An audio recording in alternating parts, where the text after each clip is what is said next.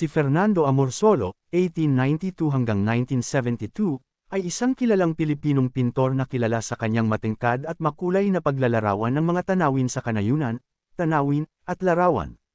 Siya ay malawak na itinuturing na isa sa pinakamahalagang artista sa kasaysayan ng sining ng Pilipinas at may mahalagang papel sa paghubog ng tanawin ng sining ng bansa.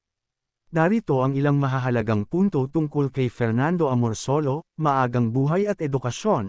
Si Amorsolo ay ipinanganak noong ika-30 ng Mayo taong 1872 sa Paco, Maynila, Pilipinas.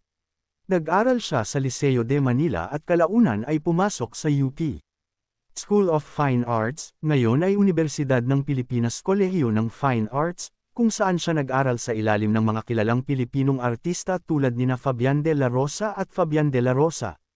Estilo at tema, ang mga pintura ni Amorsolo ay nailalarawan sa